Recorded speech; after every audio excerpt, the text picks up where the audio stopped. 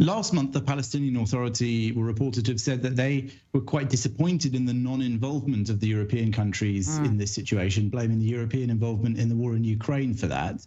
And if anything, they seem to want firmer involvement as the PA feels under enormous pressure from the street. Well, it doesn't seem that they're getting that response that they wanted, even now with the increased action on the part of the IDF in Jenin.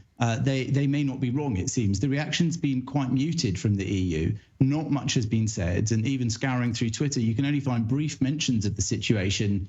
You've got Peter Stano, the lead spokesperson for the external affairs of the EU, who last tweeted about the situation in Jenin on the 21st of June. So, quite a few days ago, before this escalation occurred, strongly concerned by the latest events in Jenin, adding that military operations must be in line with international humanitarian law.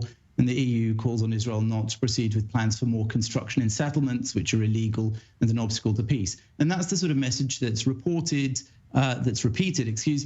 around Europe, where people have commented at all. Rishi Sunak, the British Prime Minister, speaking today to the Commons Liaison Committee, was pushed on this issue. So he spoke at some more length. But again, very similar messages: condemnation of settlement expansion, defense of Israel's ability to defend itself against terrorism. That's been pretty universal from those who've commented, whether it's been Britain or the EU or Germany, speaking through a statement from the Foreign Affairs Ministry just a few hours ago, all of them defending Israel's right to defend itself, but asking for proportionality, for restraint, for stopping things escalating, and occasionally condemning settlement expansion. So far, so standard. But I think the most notable thing is the lack of strong and rigorous response from most European countries and the EU.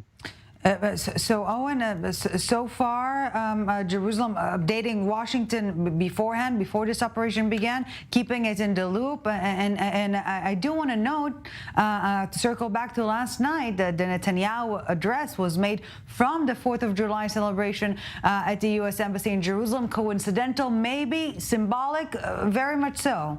Yeah, it was a bit of an awkward moment at that event, Ellie, as you can imagine, right? Yeah. Everyone's there celebrating July 4th with your drink in your hand, and all of a sudden the Prime Minister switches to Hebrew to deliver a much more sobering message, of course, to the Israeli public. But you're right, probably more coincidence than anything else. But, as Jonathan Sacerdoti was saying, whether it's statements from the European countries, whether it's statements from the United States or from most UN officials, there is a common theme, right? Calling on Israel to be careful, essentially, right? To be careful, to fulfill its obligations under international humanitarian law, to be mindful of proportionality and so forth. None of those messages, Ellie, from Western capitals at least, right, from the United States, very much for the most part from the UN, none of them actually say that Israel's violated the law.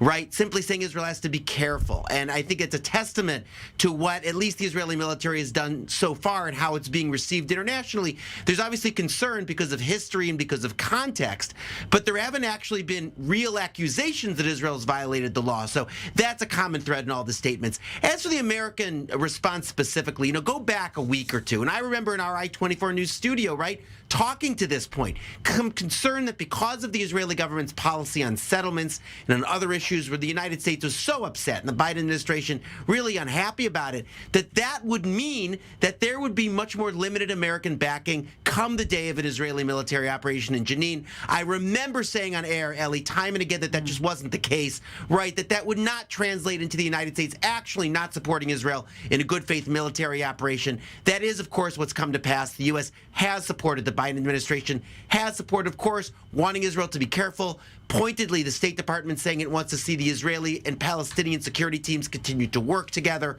but giving Israel backing. Were the operation to have become more complex, were it to have resulted, God forbid, in real civilian casualties, right, yes, we might have seen a change in position. Thankfully, that seems not to have been the case. And gentlemen, briefly, before we have to conclude this broadcast, at least on the, Israel has been scrutinized time and again for not communicating well enough. And in this respect, the IDF spokesperson unit releasing this time around in real-time documentation of the operation, of what's happening underground, this mosque incident, the weapons that were caught. Seems like a learning curve on the Israeli side, but did it, quote unquote, help the Israeli case internationally, Jonathan?